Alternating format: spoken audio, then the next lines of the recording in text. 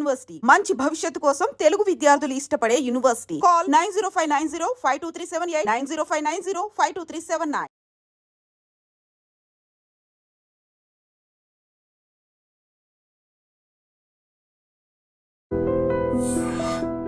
పలు భాషల్లో మీరు భగవద్గీత ఉపదేశం చేస్తున్నారు అని చెప్పి విన్నాను. పరమాత్మకు జీవాత్మకు బంధం దాని గురించి. శ్రీకృష్ణుడు అవతారాన్ని చాలించిన తర్వాత మనకు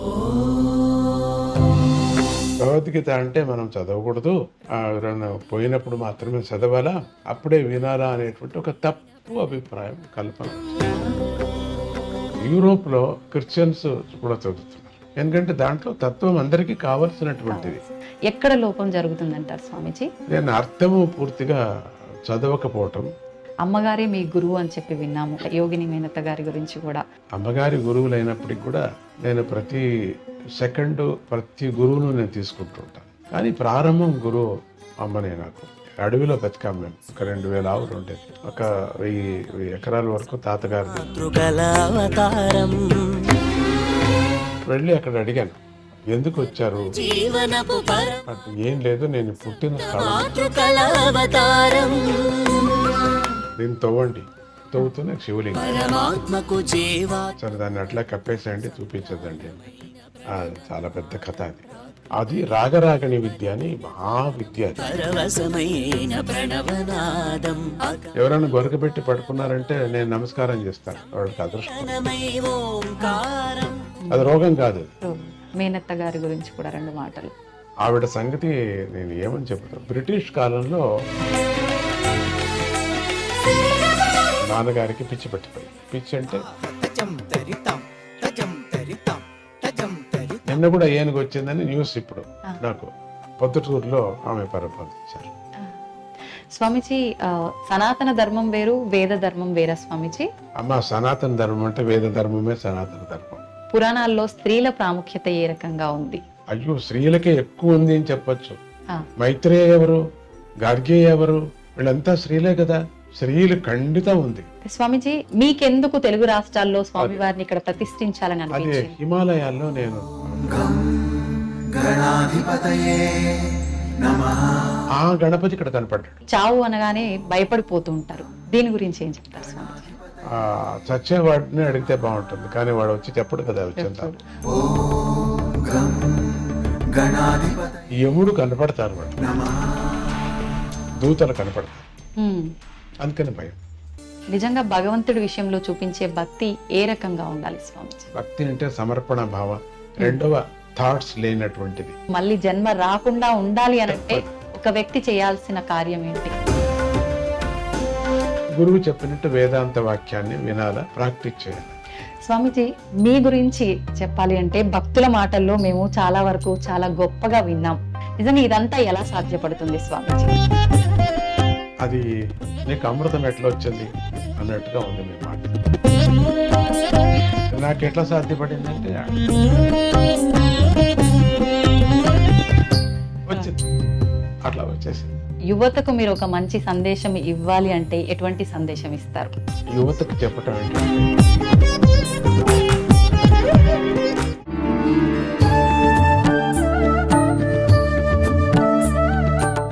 సాష్టాంగ ప్రణామములు స్వామీజీ.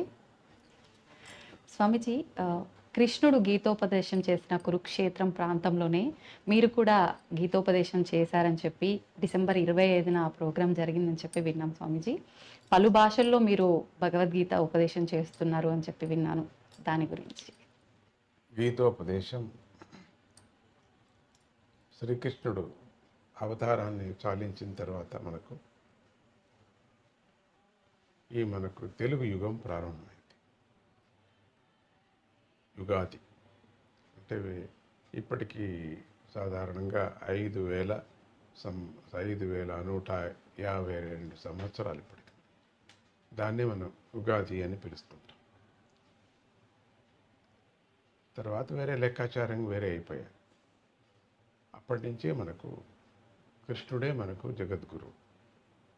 ఆయన బోధించినటువంటి ఉపదేశం, ఉపనిషత్తులు సారం, వేదాంత సారం అత్యంత సరళంగా, సులభంగా, కర్మయోగులకి కర్మం చేస్తూ, అంటే వ్యవసాయాలకి మొదలుకొని అన్ని రంగాల్లో ఉండేటువంటి వాళ్ళందరికీ కూడా దాంట్లో వేదాంత జ్ఞానాన్ని బోధించుకొని వచ్చారు. తర్వాత జ్ఞానయోగులకి జ్ఞానాన్ని బోధించుకొని వచ్చారు. తర్వాత చివరిగా మనకు భక్తి యోగం కావాలి కదా, అందుకని భక్తి యోగం. మనం ప్రారంభం భక్తి యోగం నుంచేనే ప్రారంభం చేసుకోవాలి. భక్తి నుంచేనే, భక్తితో జ్ఞానం మనకు వస్తుంది, జ్ఞానంతో వైరాగ్యం కలుగుతుంది. అందుకని ఈ మూడు కూడా స్వామి మనకు బోధించాడు. కాబట్టి అత్యంత సులభమైనటువంటిది, మానవాళికి అందేటువంటి వేదం, ఉపనిషత్తు, సారం, ఉపదేశం. ఇది కేవలం మన భారతీయులకే కాకుండా మానవాళి అన్నారు. అంటే అన్ని దేశం వాళ్ళు అందరూ కూడా భగవద్గీతను చాలా ప్రోత్సహిస్తారు. పెద్ద పెద్ద లీడర్స్, వేరే వేరే ఇతర దేశస్తులు కూడా, అన్ని దేశస్తులు, ఇంగ్లాండ్ నుంచి మొదలుకొని రష్యా వరకు కూడా, చైనా వరకు లీడర్స్ అందరూ కూడా భగవద్గీత కొటేషన్ తీసుకుంటుంటారు. అంటే భగవద్గీత మానవాళికి సంబంధించింది. దానికి ఎక్కువ కొంచెం భారతీయులకు సంబంధించింది ఎక్కువ ఉంది కాబట్టి దానికి తొందర ఏం పర్వాలేదు. మనకు ఏది కావాలనో మనం తీసుకోవాలి. వాళ్ళందరూ ఏదేది కావాలనో వాళ్ళు తీసుకున్నారు.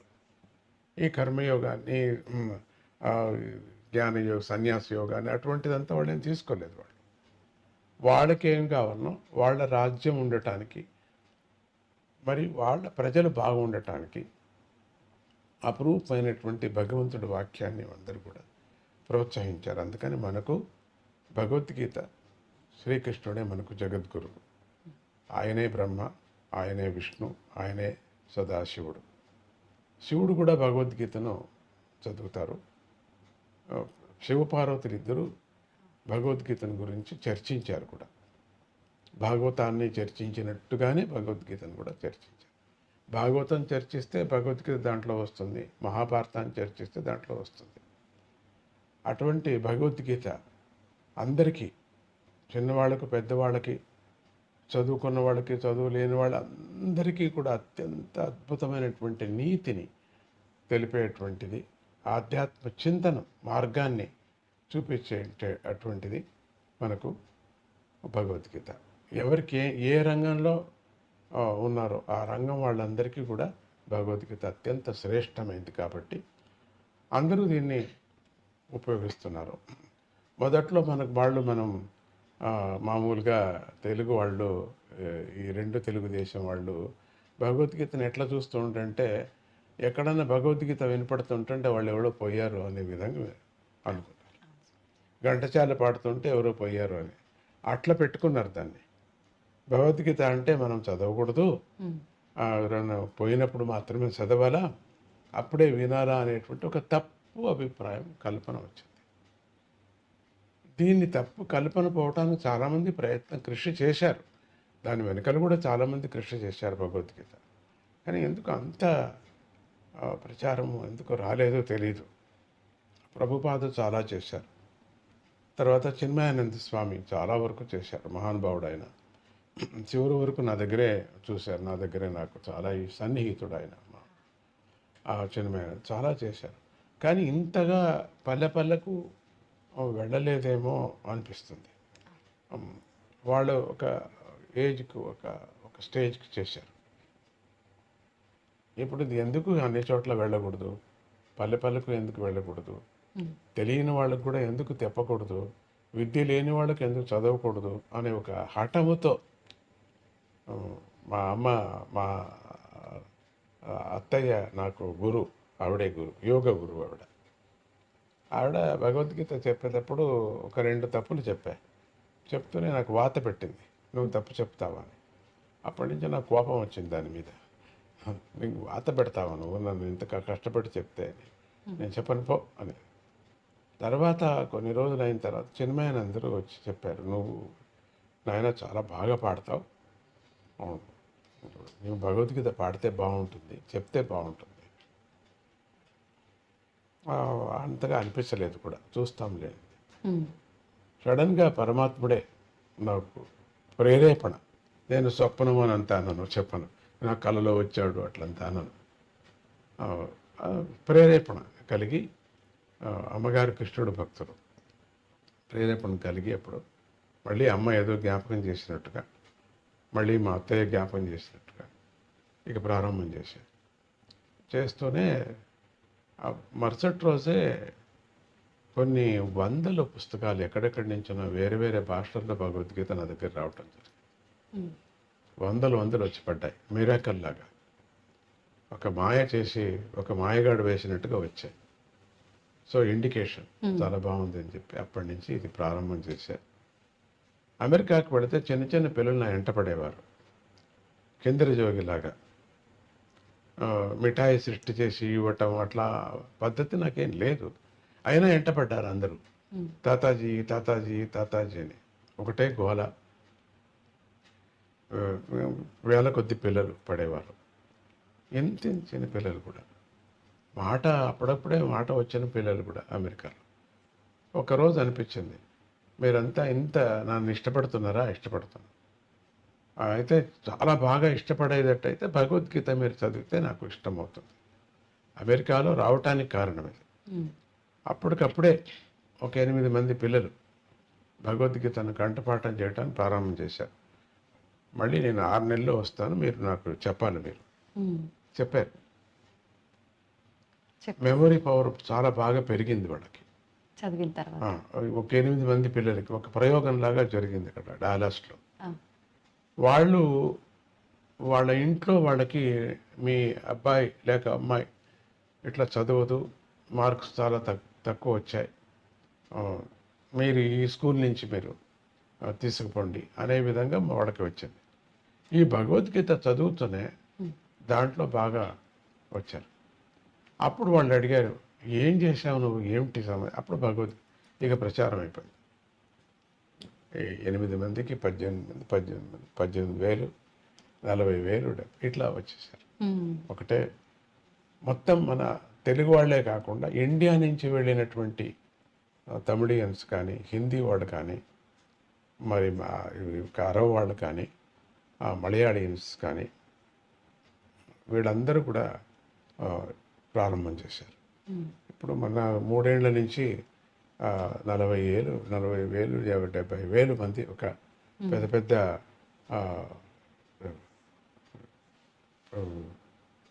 ఎరిన్ సెంటర్ అని చెప్పేసి ఒక అక్కడంతా మేము చేయటం ప్రారంభం చేసాం.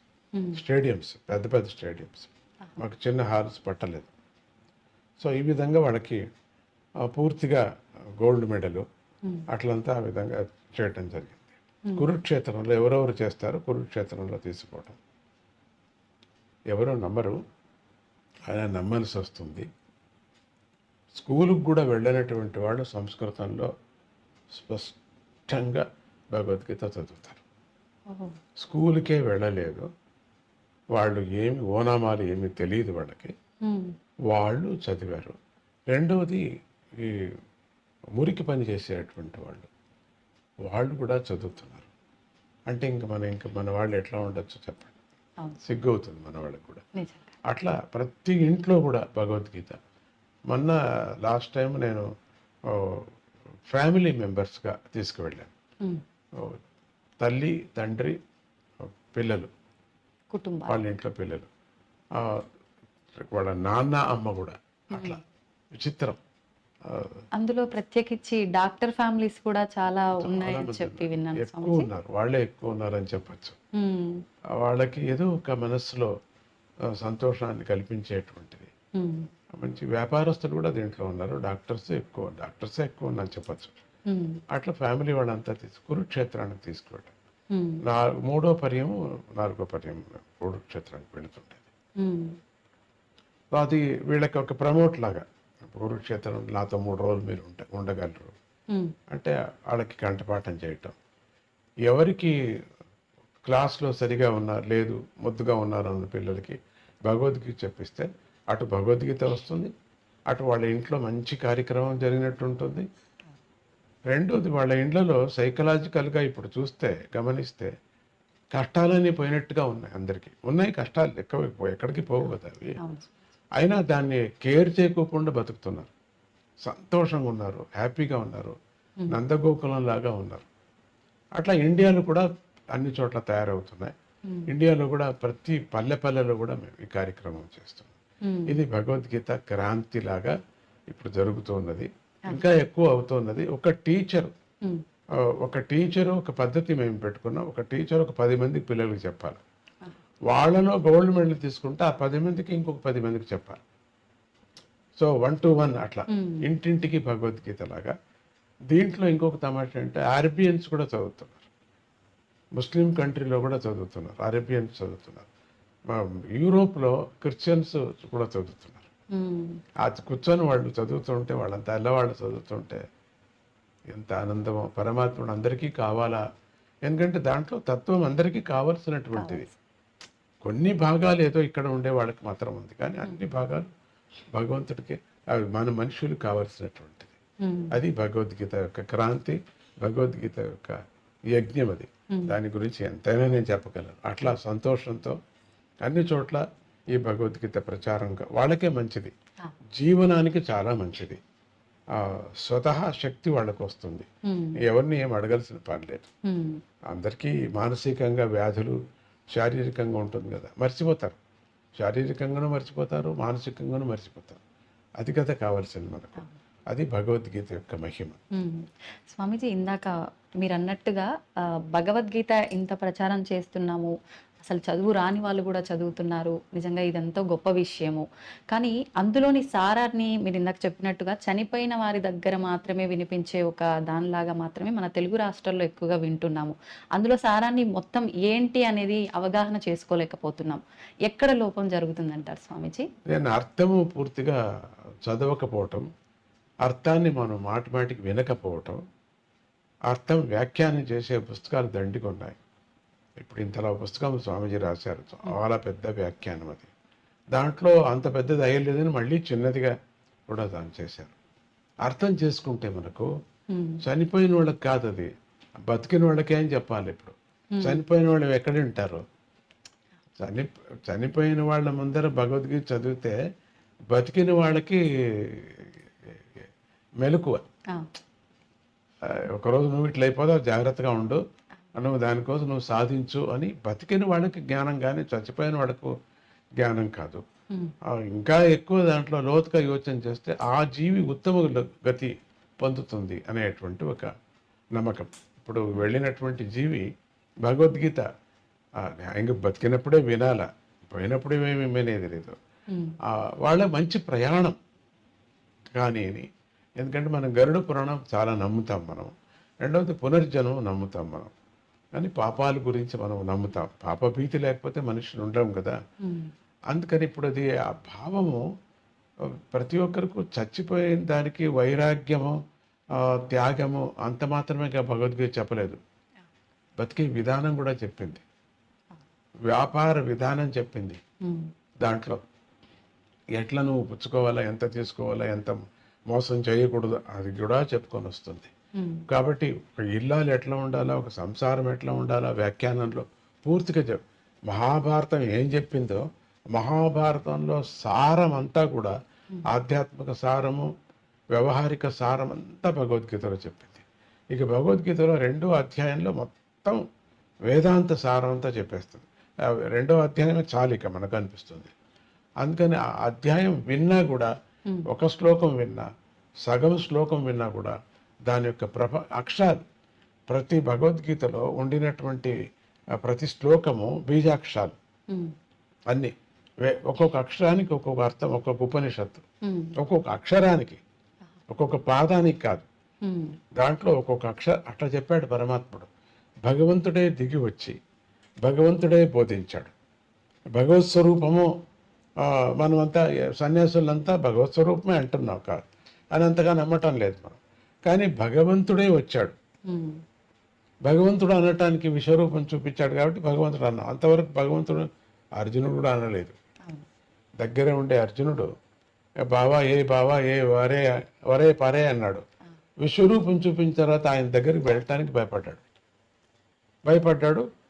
తర్వాత అంతవరకు దగ్గర ఉండినటువంటి వాడు యుద్ధం అయిపోయిన తర్వాత, రాజ్యం దొరికిన తర్వాత ద్వారకాకి వెళ్ళిపోయాడు. అర్జునుడు చూడాలన్నా కూడా కాలేదు. ద్వారకాకి వెళ్ళాడు, 3 రోజులు కాచుకున్నాడు లోపలికి వెళ్ళాలంటే. అప్పుడు అర్జునుడికి అనిపించింది రియలైజేషన్, మన దగ్గర ఉండేంత వరకు పదార్థాలు తెలియదు మనకు, దూరం వెళ్ళిపోయిన తర్వాత మనకు తెలుస్తుంది, అర్రే ఎంత పని చేశాంరా మనం అనిపిస్తుంది అని అర్జునుడికి మనకు నేర్పించడానికి అర్జునుడిని పావుగా చేసుకున్నాడు. అర్జునుడికి చెప్పాడంటే మనకు చెప్పినట్టు. అక్కడ అందరికీ వినిపించింది కదా, అందరికీ చెప్పి ఆయన మాయా రూపం మనకు అనిపిస్తుంది. ఎవరో ఒక క్వశ్చన్ అడిగారు, ఇంత పెద్ద మాయా చేసేవాడు పాండవుల్నే రక్షించుకొని వచ్చాడు, చాలా బాగుంది, ధార్మికంగా ఉన్నారు వాళ్ళు, సత్యవంతులు, వాళ్ళకి రక్షించాల్సిందే, కథ అట్లా ఉంది. స్వామి మనసు చేసింటే ఈ కౌరవులు అంత పెద్ద అక్షోణిని అంత వివరణ చేశారు కదా, అట్లా ఒక్కపారు అట్లానంటే వాళ్ళ మనసు అంతా మారిపోవు కదా అని ఎవరో ఒకరు అడిగారు. వాళ్ళందరినీ సాత్వికులుగా చేసేసుకోవచ్చు కదా, ఒక్కపారి ఎందుకు చేయలేదు అని ఒక ప్రశ్న అడిగారు. కౌరవులు నిజంగా అదృష్టవంతులు, ఆయన కంటెదురుగా మోక్షాన్ని పొందారు, పాండవులు పొందలే. పాండవులు స్వామి లేనప్పుడు పొందారు, వీళ్ళు స్వామి ఎదురుగా పొందారు కౌరవులు. ఎందుకని తనలో చేర్చుకున్నాడు. ఎవరో అడిగారు, అమ్మవారికి ఎందుకు పుర్రెలంతా హారంగా ఉంటుంది, ఏంటి ఇది బాగలేదు కదా, కాళికామ్మ చూస్తే నమస్కారం చేయబుద్ధి పుట్టదు, నువ్వు ఇంగ్లీష్ వాడు అడిగాడు. అయ్యో మూర్ఖుడా, అది కాదు, వీళ్ళందరూ కూడా అమ్మవారి యొక్క పుత్రులు. దుర్మార్గం వచ్చింది వాళ్ళకి, సత్వగుణం మారిపోయి వాళ్ళకి రజోగుణం వచ్చి తమో గుణంతో నాశనం అయిపోయారు. అటువంటి శరీరాలు వాళ్ళు అనుభవించిపోయారు. కానీ ఇక్కడ అమ్మ పేగు కదా, అందుకని వాళ్ళందరినీ పొర్రెలు వేసుకుంది, ప్రేమగా వేసుకుంది. శివుడు కూడా విభూతిని పూసుకున్నాడంటే తన భక్తులు, తన కొడుకులు, తన వాడు భస్మమైంది, భస్మాన్ని వేసుకున్నాడు, అంతేగాని తిక్క కాదు. స్వామిజీ, ఎలాగూ అమ్మగారి ప్రస్తావన వచ్చింది కాబట్టి అమ్మగారే మీ గురువు అని చెప్పి విన్నాము. ఇందాక మీరు కూడా చెప్పడం జరిగింది మేనత్త, యోగిని మేనత్త గారి గురించి కూడా, వాళ్ళ గురించి మీ మాటల్లో ఒక 2 మాటలు. అమ్మగారి గురువులైనప్పటికి కూడా నేను ప్రతి గురువును నేను తీసుకుంటుంటాను. దత్తాత్రేయుని ఇప్పుడు 24 గురువులు ఆయన ఎట్లా తీసుకున్నారో నేను అంతకన్నా ఎక్కువ తీసుకున్నాను. నాది లెక్క ఎక్కువ అయిపోయింది. కానీ ప్రారంభం గురువు అమ్మనే నాకు, సంగీతంలో కానీ జ్ఞానంలో కానీ, మరి ఎట్లా బతకాలనేది కానీ. అడవిలో బతికాం మేము, మాకు ఇది ఏది తెలీదు, కరెంటు కూడా మాకు తెలియదు అప్పట్లో. 5 ఏళ్ళ వరకు నాకేం తెలియదు, కరెంటు ఏమీ తెలియదు నాకు, ఏ మిక్సీ కరెంటు ఏమీ తెలియదు. అంతా అన్ని చేతిలోనే చేసుకొని, అన్ని ఆవులు, ఒక 2000 ఆవులు ఉండేది, ఒక 1000 ఎకరాల వరకు తాతగారిది, అన్నీ అడవి అంతా తానే తీసేసుకొని చేసేసాడు. అట్లా బతికాం. అక్కడే నేను పుట్టింది కూడా, బ్రహ్మకుండంలో పుట్టాను. 3 నదులు చేరుతాయి, అక్కడే అమ్మ ధ్యానం చేసేది. ఆ ధ్యానంలో నేను పుట్టాను అంట.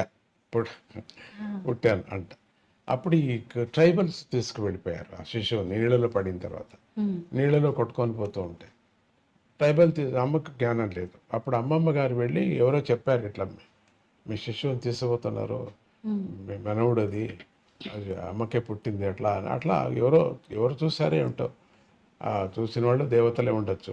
అప్పుడు వెళ్ళి అమ్మమ్మ తీసుకొచ్చి ఒక స్థలంలో వేశారు. ఆ ట్రైబల్స్ ఇచ్చారు. అది ఒక అర్కావతి నది దాటి అన్ని అది అక్కడ పెద్ద కావేరీ నది కూడా, చాలా పెద్ద కావేరీ నది, అఖండ కావేరీ. సరే అక్కడి నుంచి అప్పుడు అర్కావతి బాగా నీళ్లు ఉండేవి, ఇప్పుడు ఉన్నాయి. అక్కడి నుంచి తీసుకొచ్చి ఒక భూమి వాళ్ళు ఉండినటువంటి స్థానం దగ్గర వేశారట. ఇది అయిన తర్వాత 21 సంవత్సరాలు అయిన తర్వాత నేను చూడాలనిపించింది నాకు ఆ భూమిని. నేను పుట్టిన స్థలం చూడాలనిపించింది. భక్తులంతా ఒత్తిడి, మీ స్థలం చూపించండి, మీరు పుట్టిన స్థలం, వద్దయ్యా వద్దు అన్న వినలేదు. సరే ఇటువంటి వాళ్ళు ఉంటారు కదా, సంతోష్ అటువంటి వాళ్ళు, సరే వెళదాం. వెళ్ళి అక్కడ అడిగాను. ఇక్కడ దేవర్సి గౌడ అని అక్కడ ఆయన తీసుకుంటుంటాడు, బాగా వయసు అయింటుంది. అడుగుతూనే అంతా మీ తాతగారితో ఇదంతా మేము తీసుకున్నాము, చాలా సంతోషం. మనవుడు వచ్చారు, మీరు చాలా సంతోషం. నువ్వైనా వచ్చావు, మాకు సంతోషం అయిపోయింది. నాకు అవసాన కాలం అయిపోతున్నది. ఎందుకు వచ్చారు అంటే, ఏం లేదు, నేను పుట్టిన స్థలము అది చూసి అక్కడ ఒక స్తూపం కట్టాలా అని, ఒక పెద్ద స్తూపం కట్టాలని భక్తులు అపేక్ష పడుతున్నారు. ఓహో, నాకు ఇవ్వు కొంచెం, ఒక 40 అడుగులు మాత్రమే ఉంటాయి. అంతే కదా, మీరు పుట్టిన స్థలం చూపిస్తారా? తీసుకువెళ్ళండి. అట్లా తిప్పారు, తీసుకువెళ్తే ఇక్కడ వేశారు. ఫస్ట్ శరీరం పడింది ఇక్కడ భూమి మీద, ఇక్కడ అని పడిందని ఎట్లా చెప్తారు? మీకు తెలియదు కదా, శిశువు కదా. ఇక్కడ అని ఎందుకు చెప్తున్నారు? మీ పక్కలో ఎవరు లేరు కదా, ముసలవాళ్ళు చూసిన వాళ్ళు లేదు. ఇక్కడే దీన్ని తవ్వండి. తవ్వుతూనే శివలింగం, ఒక చిన్న ఆలయం లాగా శివలింగం. సరే, దాన్ని అట్లా కప్పేసేయండి, చూపించదండి అని చెప్పి ఆ లింగం మాత్రం పైకి తీసి అక్కడ ప్రతిష్ఠ చేయటం జరిగింది. దత్తాత్రేయుని ప్రతిష్ఠ చేయటం జరిగింది. నాకు కొంచెమే చాలు అన్న, ఒక 1/2 ఎకరా అంత చాలదు మీకు, 5 ఎకరాలు ఇస్తా మీకు అన్నాడు. ఇది మీ భక్తులను చూస్తే మీకు చాలదు, ఇదంతా సరే అట్లే చేయండి. తర్వాత పిల్లలకు కూడా వాళ్ళకి వైరాగ్యం పుట్టి వాళ్ళు కూడా ఇచ్చేస్తారు. చాలా పెద్ద ఏరియా అయింది, బాగుంది అక్కడ మంచి మెడిటేషన్ కూడా చాలా. ఆ అమ్మ నన్ను ఎప్పుడు కూడా తీసుకువెళుతూ ఒక వృక్షం కిందకి, ఆవిడ దత్త ఉపాసకురాలు, దత్తాత్రేయుడు యొక్క ఆ దత్తుడినే ఎప్పుడు కొలుసుకుంటూ ఉండేది. ఫకీర్ సాఫీ అని చెప్పేసి ఒక ఆయన 150 ఏండ్లు, ఆయనకి 120 నుంచి 150 ఏండ్లు అతనికి. ఆయనే కాచుకున్నారు వచ్చి. ఆ తాతగారు చెప్పారు, నువ్వు ఎందుకున్నాయా ముసలివాడు అంటే, నా గురువు పుడతాడు, నేను చూసుకొని వెళ్ళిపోతాను. ఎవరికి పుడతారు? ఆ కొనా కూతురుకు పుడుతుంది. పెండ్లే కాలేదు, పెండ్లి అవుతుంది, పుడతాడు, చూసుకొని వెళ్తాం. పెండ్లి కావటం జరిగింది. యాత్రకు వచ్చిన వాడు పెళ్లి చేసేసారు నాన్నగారిని. చాలా పెద్ద కథ అది, చాలా పెద్ద కథ. ఆ పెళ్లి యాత్రకు వచ్చిన వాడిని చేయటం జరిగింది. ఆయన పుట్టడం 5 ఏండ్లు అయిన తర్వాత, 5 ఏండ్ల వరకు పుట్టలేదు, కాచుకునే ఉన్నాడు.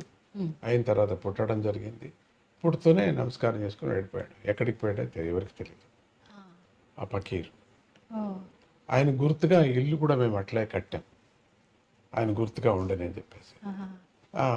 అమ్మగారు నన్ను ఎత్తుకొని అక్కడంతా సంగీత ప్రియ, చాలా సంగీతం, వీణంతా వాయించింది. ఆ సంగీతం నాకు అబ్బింది. రెండవది ఆ పక్షులు చూపించేది. ఆ చెట్టు ఇప్పటికీ అక్కడే పక్షులు వస్తూ ఉంటాయి. ఆ చెట్లు లేవు అంత పెద్దగా, ఉన్నాయి, అయినా దాంట్లో ఇప్పటికీ అక్కడ వస్తుంటాయి. రాత్రిపూట కొన్ని వేల పక్షులు వస్తాయి అక్కడికి. ఆ పక్షుల యొక్క రవం వినటం, దాని యొక్క స్వరం వినటం, ఇట్లా చూపిస్తూ తర్వాత పొలానికి తీసుకువెళ్ళేది దిన్నం. చూడు రాగులు ఎంత బాగున్నాయో, ఇక్కడ నేను వీణ వాయించాను, రాగులు వచ్చాయి చూడు బాగా, చూడు ఇక్కడ వీణ వాయించాను, ఆవులన్నీ మంచి పాలు ఇస్తున్నాయి చూడు, చూడు పండ్లు ఎంత బాగున్నాయో, అకాలమైన పండ్లు, మామిడి పండ్లు అకాలం, మామిడి పండ్లు చూడు ఎంత బాగున్నాయి, ఎంత రుచిగా ఉన్నాయో చూడు. అకాలం చింతకాయలు, పెద్ద చింత చెట్టు ఉండేది అక్కడ, 5-6 చింత చెట్టు. అన్నీ సంగీతంలో అవుతుంది నాన్న అని చెప్పి.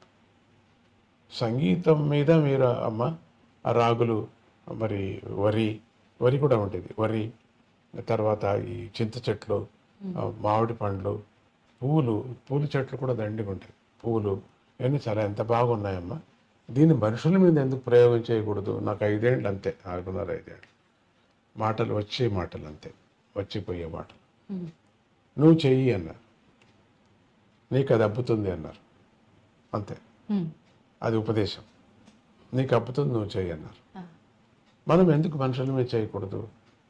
ఈ చెట్ల మీద, ఆవుల మీద చేసే బదులు మనుషుల మీద కూడా ఎందుకు చేయకూడదు? మంచి బాగా అవుతుంది కదా వాళ్ళకి, చేయవచ్చు. అది రాగరాగణి విద్య అని మహావిద్య అది. అది దీంట్లో చిదంబరంలో ఒక లైబ్రరీ, కుంభకోణం లైబ్రరీలో ఆ పుస్తకం ఇప్పుడు అంత మాయమైపోయింది. అది తాళాపత్ర గ్రంథంలో ఉండేటువంటి రాగరాగణి విద్య. ఆ విద్యను ఎట్లనో అమ్మకి తెలుసు, ఎందుకంటే వాళ్ళ తాత ముత్తాత వాళ్ళంతా అక్కడి నుంచి వచ్చిన వాళ్ళు. అది చెప్పుకొచ్చిందమ్మ. రాగరాగణి విద్య నోటుతో రాయటం ఏమీ లేదు, భాగవతం అంతా రాసింది, పుస్తకంలో రాసుకుంది తన కన్నడ లాంగ్వేజ్లో. ఆ రాగరాగణి విద్య నోటుతో చెప్పింది నాకు. 5 ఏళ్లకు ఏమి పోయి ఉంటుంది బుర్రలో తెలియదు, అంత ఎంత పోయిందో అంత. సో అందుకని ఆ రాగరాగణి విద్య అబ్బటము అప్పుడే దీన్ని చేయటం. మరి ఈ పక్షులు యొక్క స్నేహం నాకు రావటం అక్కడ, ఎందుకంటే గగన చరాలు అయిన తర్వాత మనుషులు అవుతారు. అందుకని ఉత్తమ మనుషులు కావాలా అనే ఒక దృష్టితో పక్షులకు ఆహారం పెట్టండి అంటుంటా. మన కుటుంబంలోనే పుడతారు వాళ్ళు. మనం ఏమైనా మంచి ఆహారం పుడితే మంచి పిల్లకాయ పుడతాడు, మంచి పిల్లగా పుడుతుంది, మన ఇంట్లోనే పుడుతుంది. మన బంధువులుగా ఒక పక్షిని చూసామంటే మనం అది బంధువుగా పుడుతుంది. ఇది నియమం ఇది. ఒక కాకిని చూస్తే, ఒక గద్దం చూస్తే మన దగ్గర పుడుతుంది, అది మన వంశంలో పుడుతుంది, అది తప్పదు. అది అంటే రుణానుబంధ రూపేణ అని చెప్పి అంటారు కదా స్వామీజీ, ఇది దాని కిందకే వర్తిస్తుంది. అదే ఆ దృష్టి దోషం మీద దృష్టి పాతం అంటారు దాన్ని. దృష్టిపాతం మీద వచ్చేస్తుంది అది. అది రుణమని. గాడిది కూడా మన ఇంట్లో పుట్టచ్చు, అది వేరే. కానీ ఇది ఎక్కువ అక్కడి నుంచి కాదు, తక్షణం పుట్టేది పక్షి నుంచి మనిషి పుడతాడు. సో మనం ఎప్పుడు ఆహారం వేస్తున్నాం మన ఇంట్లోనే పుడుతుంది, మంచిగా పుడుతుంది. ఒకవేళ వేరే చోట పుట్టినా పర్వాలేదు, మనకు దాని ప్రశ్న వద్దు. మంచిగా పుట్టని, మంచిగా ప్రజలు కాని అనే దృష్టితో పక్షులను సాకమని చెప్తున్నారు. నాదాన్ని వినండి, సూదింగ్ నాదం. రాత్రిపూట పడుకునేటప్పుడు మంచి నాదం వింటే హాయిగా నిద్ర వస్తుంది. మరి ఇంకేది మనం ఏది తాపత్రయాలు పడాల్సిన పని లేదు. నిద్ర మంచిగా ఉంటే పొద్దున బాగా మనం మాట్లాడతాం, లేకపోతే తిక్కగా ఉంటుంది.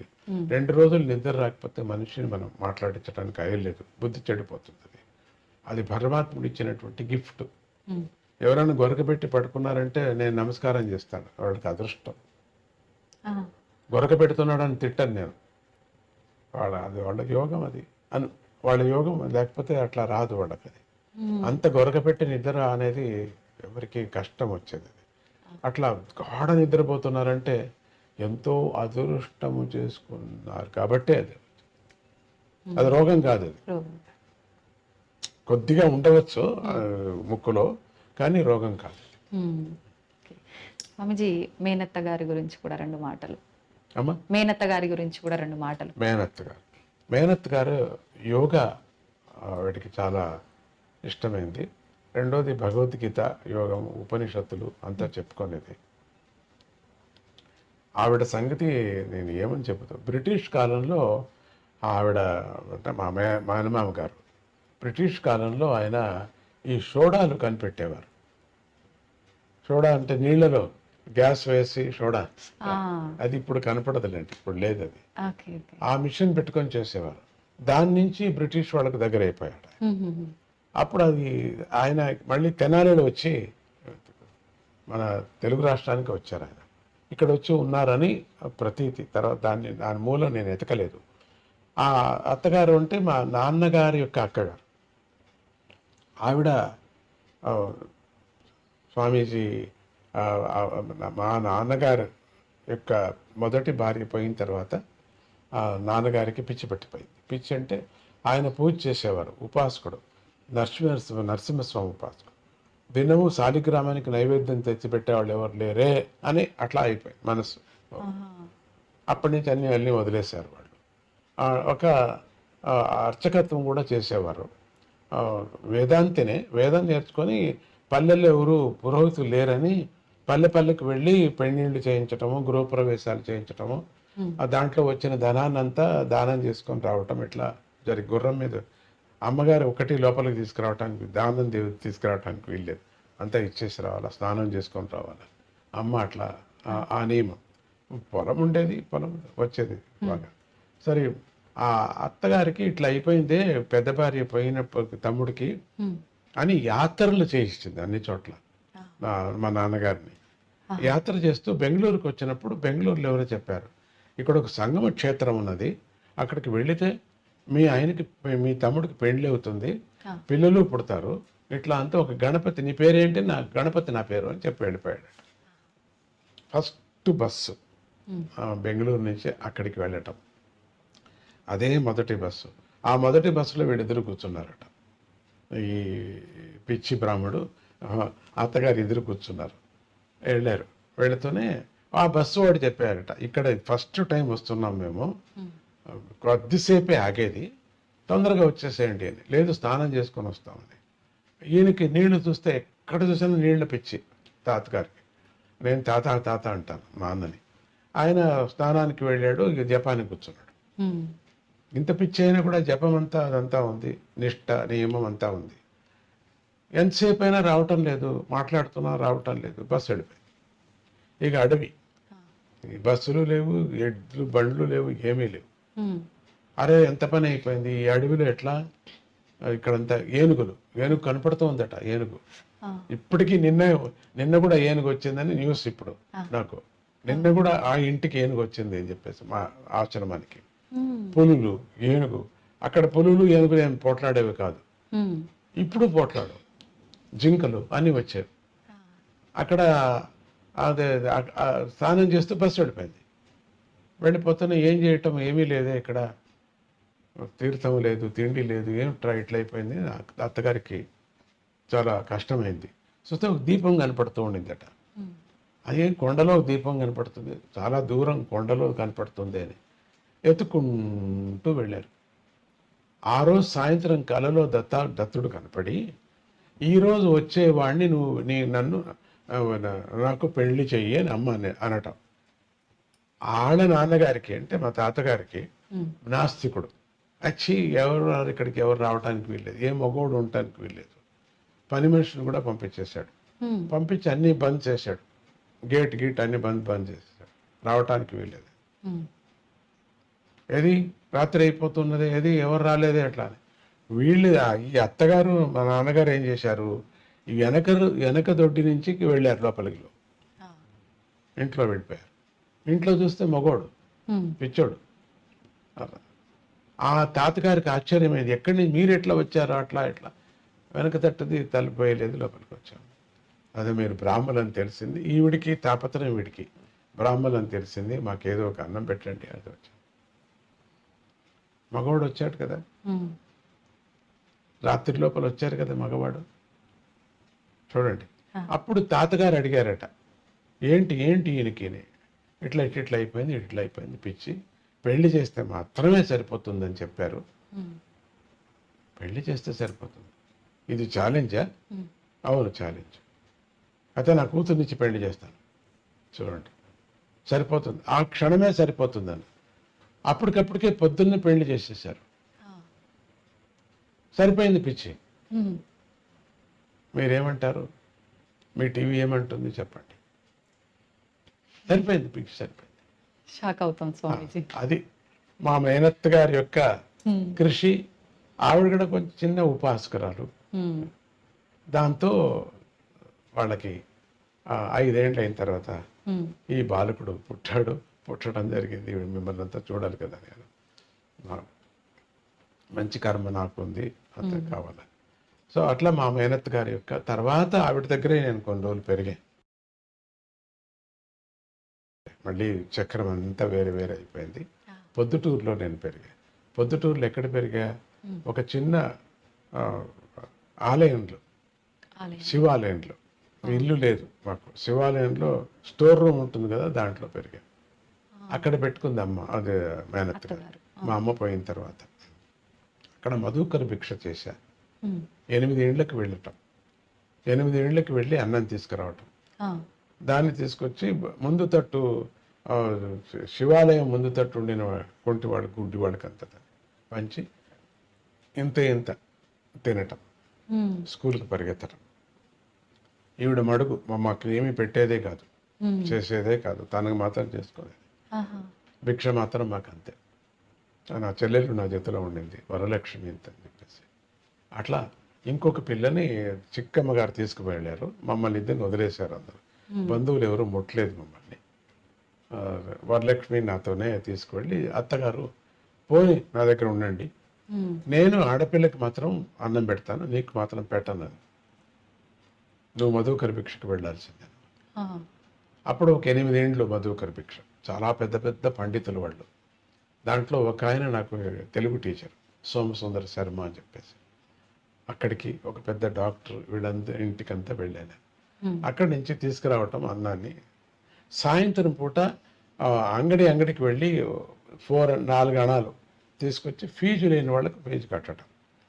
సో అత్తగారు నేర్పించారు, ఫీజు లేని వాళ్ళకు ఫీజు కట్టాలా, నువ్వు కుంటి వాళ్ళకు గుడ్డి వాళ్ళకు అన్నం పెట్టాలా, మిగిలితే నువ్వు తినాలా, మళ్ళీ స్నానం చేసుకొని స్కూల్కి వెళ్ళాలా, మళ్ళీ స్కూల్ నుంచి వచ్చి నువ్వు ఇట్లా 4 అణాలు వసూలు చేసుకోవాలా, ఇట్లా ఫీజు లేని వాళ్ళకి కట్టాలా, మున్సిపల్ స్కూల్లో చదవాలా. ఈ విధంగా మాకు పుస్తకాలు లేవు, ఏమీ లేవు, కరణం విశ్లేషణ పేపర్స్ మీద నువ్వు రాసుకోవాలా. సాయంత్రం పూట ఒక హోటల్కి వెళుతూ ఉంటే, ఆయన సాధుప్పయ్య అని పిలిచేవారు నన్ను, సాధుప్పయ్య అని, న్యూయార్క్ భవన్ హోటల్. అక్కడికి వెళ్ళి నన్ను పొద్దున్నే వెళ్ళి నన్ను దీంట్లో మీద గల్లా మీద కూర్చోబెట్టాడు. ఆ రోజంతా మంచి వ్యాపారం. నేను వెళ్ళని రోజు చాలా గౌలపడేవారు ఆయన, సాధుప్పయ్య వర్లే అంత. 2 హోటల్స్ ఉండేది. పొద్దుటూరు కథ అని చెప్తున్నాను. అక్కడ ఈ మేనత్ గారు వండినటువంటిది. అప్పుడే మేనత్ గారు నాకు భగవద్గీత, యోగము, మణి వైద్య శాస్త్రం, అంటే ఈ మాణిక్యాలతో సంబంధించినటువంటి క్రిస్టల్స్, మినరల్స్ ఆవిడికి అంతా తెచ్చిపెట్టుకోండింది. ఎక్కడ అంతా అటక నుంచి అన్ని దింపి దానిల మీద ప్రయోగం, మణిశాస్త్రము, మినరల్ శాస్త్రము ఆవిడ నేర్పించింది నాకు. అది మరి యోగము, హఠయోగం, చాలా హఠయోగము ఇవన్నీ క్రియాయోగంతో పాటు ప్రాణాయామంతో పాటు అన్ని నేర్పించినటువంటి మా మేనత్ గారు. ఆవిడే నాకు గురువు, మేనత్ గారు. సో అమ్మగారు సంగీతానికి నాకు గురువు. ఇది మా మేనత్ గారి కథ. నేను ఎంత చెప్పినా నంద్యాలలో ఉండేవారు వారు, పొద్దుటూరులో ఆమె పరిపాలించారు. స్వామిజీ, అమ్మగారు అత్తగారు ఏదైతే చెప్పి మీకు ఆ రోజుల్లో నేర్పించారో ఆ విధానాన్ని మీరు ఇప్పుడు అంతా కూడా ఆచరిస్తూ మా అందరికీ మీ మంచి ఉపదేశాలు మీ మాటల ద్వారా అందిస్తున్నారు. అయితే ఇందాక మీరు చెప్పినట్టుగా అమ్మగారి మాటల్లో మీరు చేయగలుగుతారు అనే ఏదైతే మ్యూజిక్ థెరపీకి సంబంధించింది ఏదైతే ఉందో, ఇప్పుడు మీరు రాగసాగర అని చెప్పి నాద చికిత్స మ్యూజిక్ థెరపీ చేస్తున్నారు కదా స్వామిజీ, దాని గురించి. దాన్నే ఇప్పుడు రాగసాగర అనేటువంటి ఆ పేరుతో, కేవలం రాగం అనే పేరు, శబ్ద చికిత్స దాని పేరు. శబ్ద చికిత్సతో పాటు మణిమయ చికిత్స, తర్వాత మూలిక చికిత్స. నాన్నగారి నుంచి నేను మూలికా చికిత్స నేర్చుకున్నాను. ఆయన డాక్టర్, మూలికా డాక్టర్, ఆయన వైద్యుడు. ఆయన నుంచి నేర్చుకున్నాను. చిన్న చిన్న గ్లాసులో వేసుకొని పెంచేవారు చెట్లను. అది బోన్సాయ్ అంటే నాకు ప్రేమ వచ్చింది, ఆయన నుంచి నాకు ప్రేమ వచ్చింది. ఇంతట్లోనే పెంచేవారు ఆయన. దాని నుంచి మెడిసిన్స్ తీసి ఆయన పాషాణం చేయటంలో చాలా పెద్ద సిద్ధహస్తుడు.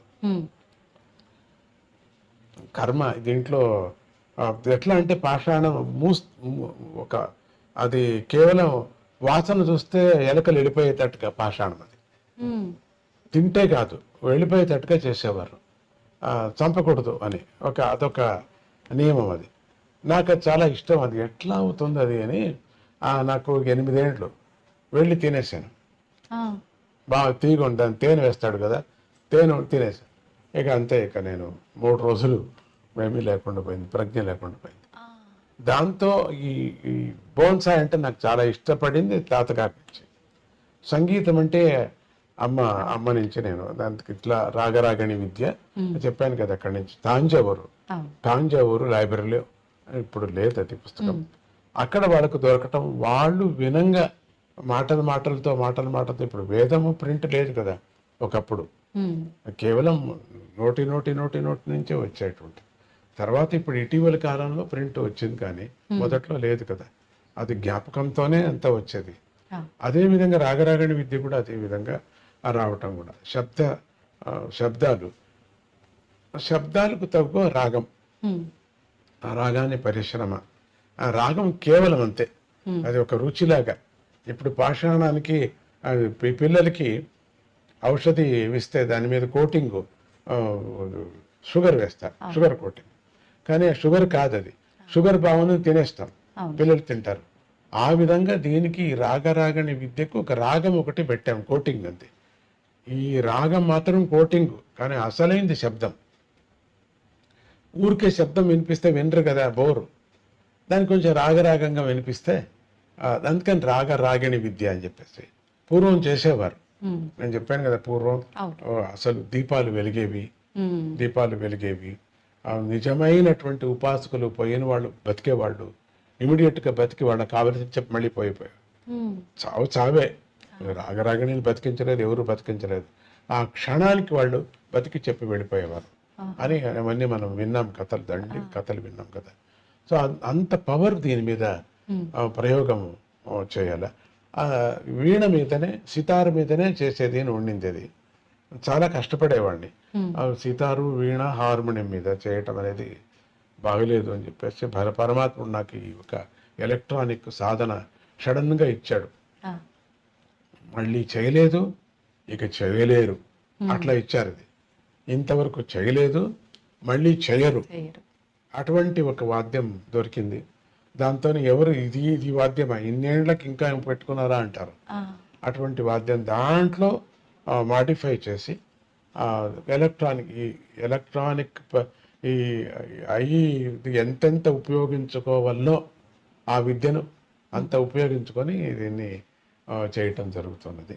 ఆ విద్య దాంట్లో ఈ రాగం ఇప్పుడు నాడుల మీద ప్రతి ఒక్కటి మాట్లాడేటప్పుడు, ఇప్పుడు మీరు కారులో కూర్చొని వెళుతున్నప్పుడు ఇట్లా పైనుంచి కిందికి ఇటు వెళ్ళేటప్పుడు చూస్తే ఆ గాలికి, ఆ ఒత్తిడి గాలికి పొట్టంతా ఒక మాదిరి హాయిగా ఉంటుంది. ఆ కింద నుంచి పైనకి ఇటు వెళ్ళేటప్పుడు ఆ సెకండ్ ఆ ఫీలింగే వేరే ఉంటుంది. ఎంత పొట్ట నొప్పి ఉన్నా, ఎంత తలకాయ నొప్పి ఉన్నా కూడా మళ్ళీ అట్లే దిగాల అనిపిస్తుంది. మళ్ళీ ఆ కారు అట్లే దింపుతావా అనే పరిస్థితులు ఉన్నాయి. ఎంతో మంది చేశారు కూడా. అట్లా దిగేటప్పుడు ఎంత హాయిగా, ఆ క్షణం ఎంత హాయిగా ఉంటుందో చూడండి. అదే మాదిరిది డౌన్కి దిగి కొంచెం పైకి ఎక్కేటప్పుడు, డౌన్ నుంచి వచ్చేటప్పుడు ఆ గాలి ఒత్తిడికి, ఆ శబ్దానికి, ఆ శరీరంలో కలిగినటువంటి ఒక భావన, ఆనందం టాయని కలుగుతుంది కదా. అది ఆ శబ్దము ఒత్తిడి, వాయు ఒత్తిడికి. సో అదే విధంగా దీన్ని 24 hours చేస్తున్నారు స్వామీజీ అంతే. అది ఒక క్షణం మాత్రం అవుతుంది, ఇట్లా వెళ్ళి ఇట్లా వచ్చేటప్పుడు. దీన్ని మాత్రం 24 గంటలు చేయాలని చెప్పేసి అది చేయటం రాగరాగని విద్యలు. అది కొత్తగా చెప్తున్నా మీకు. దీన్ని ఎక్కడ నేను చెప్పలేదు, ఇప్పుడు ఈ టీవీకే కొత్తగా చెప్తున్నాను. అది ఆ పద్ధతినే దీంట్లో. అక్కడ డౌన్ నుంచి ఇట్లా డౌన్కి వచ్చి పైకి ఇట్లా కొంచెం పైకి ఎక్కేటప్పుడు ఏ విధంగా ఫీలింగ్ ప్రతి పిల్లలకు, ప్రతి పెద్దవాళ్ళకు కూడా అవుతుంది. కడుపు శూలం ఉండిన వాళ్ళకు కూడా ఆ సమయంలో ఆనందాన్ని అనుభవిస్తారు. చాలా బాగుంటుంది, తలకాయ బాగుంటుంది. ఆ క్షణం, ఆ 3 నిమిషాలు ఉండిన క్షణం ఇంకా మళ్ళీ లేదు, అట్లా అనిపిస్తుంది. సో అది 24 గంటలు చేస్తున్నారు స్వామీజీ. ఆ విధంగా చేయటం. నర్వ్స్ మీద ఒక పొర ఉంటుందమ్మా. మెడికల్ ప్రకారంగా చాలా చెప్తాను దాన్ని. ఏ ఆహారం తీసుకోవాలా, ఏ విటమిన్స్ తీసుకోవాలా, ఎందుకు ఎట్లా ఉండాలా, పొద్దున్న లేస్తూనే ఏం చేయాలా, ఇవన్నీ కూడా మనకు రాగరాగని విద్య ముందుగా వాళ్ళకి తెలపడం జరుగుతుంది. ఇట్లా ఉండాలా, మీరు డాక్టర్ టెస్ట్ చేయించుకోవాలా, బ్లాకేజ్ అయితే ఏం చేసుకోవాలా, పొట్టనొప్పి అయితే అన్నీ మనమే సొంతంగా ఏమేమి చేసుకోవాలా, కొంత ధైర్యం. దీనికి లొంగకపోతే మనం డాక్టర్ దగ్గర వెళ్ళాలా, డాక్టర్ దగ్గర వెళ్ళి మీరు ఈ శబ్దాన్ని వింటే మంచిది అని. చాలా పెద్ద విద్య అమ్మా ఇది. చూడటానికి చిన్నదిగా మనకేదో కనపడుతుంది, చాలా పెద్ద విద్య ఇది. నేను ఎవరికి నేర్పలేను, అది కష్టం నాకు, అది నాకు తెలియదు. అది కృష్ణుడు తన పుల్లంగం ఎవరికి నేర్పలేదు, కృష్ణుడు తన మాయను ఎవరికి నేర్పలేదు, కృష్ణుడు తన విశ్వరూపాన్ని ఇంకొకరికి నువ్వు కూడా చేయరా అనలేదు, తాను ఒకడే, అంతటితో అయిపోయింది. అది తన విశ్వరూపాన్ని ఇంకొకరికి చెప్పలేదు. అట్లా నా పరిస్థితి ఉంది. అది కొన్ని మెడిసిన్స్, కొన్ని డాక్టర్స్ చెప్పలేరు, వాళ్ళే కనిపెట్టినటువంటిది, వాళ్ళు ట్రైనింగ్ కూడా ఇవ్వలేరు. అది అప్పటికి కుదిరింది అంటారు, మళ్ళీ ప్రయోగం చేస్తే అది కుదరదు వాళ్ళకి. అది అది మాత్రం అప్పుడు కుదిరింది అంట. అది అమృతం. మాటిమాటికి చిలకలేరు కదా దేవతలు రాక్షసులు, మాటిమాటికి చిలకలేరు, మాటిమాటికి కుర్మావతారం కాలేదు, మాటిమాటికి ధన్వంతరి పుట్టాడు కదా, ఒకేపారి పుట్టింది అది. ఒక చుక్క తాగితే చాలు అని చెప్పారు. ఒక సముద్రం తాగాల్సిన పని లేదు అమృతము. తీర్థం కూడా అంతే, ఇంతే తాగాల. ఇక్కడికి మాత్రం గొంతు మాత్రం నానాల. అక్కడి నుంచి కిందికి తానే ఇక్కడికి వెళ్ళి ఇక్కడ ఒక గ్రంథి ఉంది, శాలిగ్రామం, దీని మీద పడుతుంది, విష్ణు శాలిగ్రామం మీద. ఈరోజు ఏకాదశి, చాలా అద్భుతమైన రోజు. మీతో నేను మాట్లాడుతున్నా, ఇక్కడ పడుతూనే కృష్ణ కృష్ణ, ఇక్కడ పడుతూనే మన శరీరం అంతా కూడా అకాల మృత్యుహరణం, సర్వవ్యాధి నివారణం, సమస్త దేవతా పాదోదకం పావనం శుభం అని అంటూ తీసుకోవాలి మనం. మనకు అన్ని వ్యాధులు నివారణ అయ్యేటువంటిది ఆ తీర్థం. ప్రతిదినము మనం శాలిగ్రామ తీర్థం తీసుకోవాలి.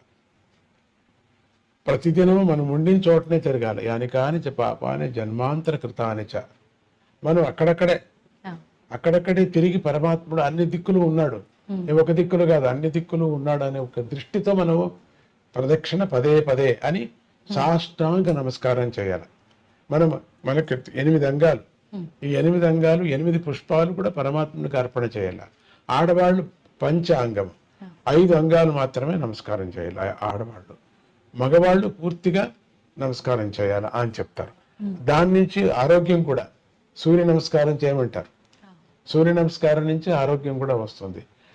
ఒకదానికి ఒకటి లింక్ దండిగా ఉందమ్మా ఈ సంగీత రాగరాగిణి విద్యలో. అయితే స్వామీజీ, ఇది సుమారుగా 2 నెలల నుంచి తెలుగు రాష్ట్రాల్లో జరుగుతూ వస్తుందా స్వామీజీ ఈ థెరపీ అనేది, మ్యూజిక్ థెరపీ అనేది? చాలా ఏళ్ళ నుంచి ఇప్పుడు 2 రాష్ట్రాల్లో జరుగుతుంది. ఇప్పుడు ఈ సద్యానికి ఇక్కడ ఆంధ్ర రాష్ట్రం ముగిస్తే స్వామీజీనే ప్రతిష్ఠ చేసిన ఆలయాలు ఉన్నాయి కొన్ని, 16 ఆలయాలు, 16 నక్షత్రాలు దత్తాత్రేయుడికి, 9 పాదుకా క్షేత్రాలు, అంటే దత్తాత్రేయుడు యొక్క పాదుకా క్షేత్రాలు. వాళ్ళకి కావలసిన ఆలయం పక్కలో కట్టుకున్నారు. దత్తుడే అని కాకుండా పక్కలో అమ్మవారిది కట్టుకున్నారు, సూర్యుడిది కట్టుకున్నారు, సుబ్రహ్మణ్య స్వామి. వాళ్ళ ఇష్టం, వాళ్ళకి ఏం కావాలో వాళ్ళకి చేసి పెట్టడం జరిగింది. అక్కడ ఒక గ్రూప్, అందరూ ఒకే మైసూరుకి రావడానికి వీల్లేదు. వచ్చిన స్థలం పెద్ద ఫీల్డ్ కావాల్సి వస్తుంది, అదొక పెద్ద తాపత్రయం. అందుకని అక్కడక్కడ చేయటం జరిగింది. ఇప్పుడు ఈ యాత్ర 1 నెల అయిపోయింది. ఇప్పుడు చేస్తుంది అంతా ఒక్కొక్క రోజు 1 నెల అయిందని అన్న. ఇప్పుడు 1 నెల 1 రోజు అయింది. భగవంతుడు మా అందరికి కూడా ఆరోగ్యాన్ని ఇచ్చాడు. నాకు కొంచెం డస్ట్ అలర్జీకి నిన్నమన్న పిఠాపురంలో అంతా తిరిగాను, డస్ట్ లో తిరిగా, జనం మధ్యలో పడ్డా, జనం చూడాలా, దగ్గరగా చూడాలా ఆశ, ఆశ్రమం అంతా చూశాను. మాస్క్ వేసుకోవటానికి ఇష్టం లేదు, పూర్ణ రూపం చూడాలా అంటారు. మాస్క్ వేసుకోకపోతే అయ్యలేదు. సందర్భం అటు ఇటు జరిగింది. పిఠాపురం అంతా వెళ్ళాను. ఎంత భక్తి మా పల్లెలు వాళ్ళకి, బాబా. శ్రీకాకుళం వెళ్ళాను నిన్న. శ్రీకాకుళం చుట్టుముట్టు పల్లెలు వాళ్ళంతా వచ్చారు. ఒకప్పుడు వానలు లేవన్నారు, నీళ్లు లేదు అన్నారు. వానలు వచ్చాయి, కాలువలు పడ్డాయి. మంచి గవర్నమెంట్ వచ్చింది. అప్పుడు మంచిగా కాలువలు పడ్డాయి, నీళ్లు పడ్డాయి. ఇప్పుడు సమృద్ధిగా ఉన్నారు, అందరూ అన్నం తింటున్నారు. ఆ పల్లెల వాళ్ళు ఎంత పల్లెల వాళ్ళు స్వామీజీ స్వామీజీ స్వామీజీ అని. ఏ పల్లెకి వెళ్ళినా పల్లెల వాళ్ళంతా సిద్ధంగా ఉంటారు. పల్లె అంతా అలికి ఒక మళ్ళీ రాముడు అడవి నుంచి వచ్చాడేమో అనే విధంగా ఆ భక్తి. మరి అందరికీ అట్లే ఉంటారో నాకు ఉంటారో తెలియదు, కానీ చాలా అద్భుతంగా మనస్సు చాలా ప్రీతిగా ఉంటారు. 9 ఏళ్ళు అయిపోయింది వచ్చి నేను ఇక్కడికి. ఇక్కడి నుంచి కూడా వస్తూ ఉంటారు, అక్కడ చాలా మంది వస్తారు, వాలంటీర్స్ వస్తూ ఉంటారు. స్వామీజీ, సనాతన ధర్మం గురించి ఈ మధ్య కాలంలో చాలా మంది చాలా రకాలుగా మాట్లాడుతున్నారు. వేదాల గురించి కూడా మాట్లాడుతున్నారు. సనాతన ధర్మం వేరు, వేద ధర్మం వేరా స్వామీజీ? వ్యత్యాసం ఉందా రెండింటి మధ్య? అమ్మ, సనాతన ధర్మం అంటే వేద ధర్మమే సనాతన ధర్మం. అది వేరే ఇది వేరే అనకూడదు. ఇంకా బాగా తెలుసుకోలేదేమో వాళ్ళందరూ కూడా, స్టూడెంట్స్ వాళ్ళంతా తెలుసుకొని అని నేను మనవి చేస్తున్నాను. 2 ఒకటే మనకు. కృష్ణుడు తన యొక్క మాయమైపోయిన తర్వాత ఎప్పటి నుంచినో త్రేతాయుగం నుంచి వచ్చినటువంటి వేదాలే మనకు సాక్షి. వేదాలు లేకపోతే మనకు అదే మూలం. మనకు వేద వాక్యము, వేదమే మూలం మనకు. వేదాలు పలు విధంగా మనకు చెప్పుకొని వచ్చారు. ఎన్నో దారులు చెప్పుకొని వచ్చారు మనకు. దాంట్లో ఆగమాలు ఎన్నో చెప్పారు. స్మార్తాగమం అని, వైష్ణాగమం అని, ఇట్లా ఆగమాలంతా వైకానసాగమం అని, ఎందుకు తప్పదు, అన్నీ ఉన్నాయి, బాగా ఉన్నాయి. దాంట్లోకి కూడా వేదమే మూలం. అటువంటి వేదాన్ని మనకు చూపించినటువంటి వాళ్ళు శంకర భగవత్పాదులు కానీ, రామానుజులు కానీ, మాధవ కానీ, వీళ్ళందరూ చూపించారు. శంకర భగవత్పాదులు కొంత చేశారు, షణ్మతాలంతా ఒక చోట చేర్చారు ఆయన.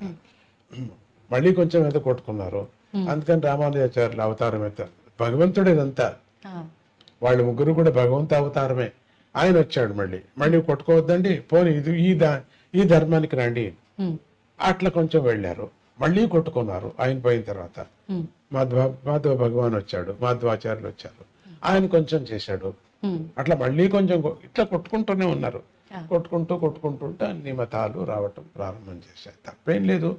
ఎవరో ఒక మతంలో ఉండి ఒక ఆధ్యాత్మికంగా ఒక జీవనాన్ని చేసి ఎవరికి చెడ్డది చేయకోకుండా సమాజానికి మంచి చేస్తూ ఉంటే ఏ మతమైనా పర్వాలేదు. కానీ ఈ మతానికి, అన్ని మతాలకు మూలమైనటువంటిది వేద మతం.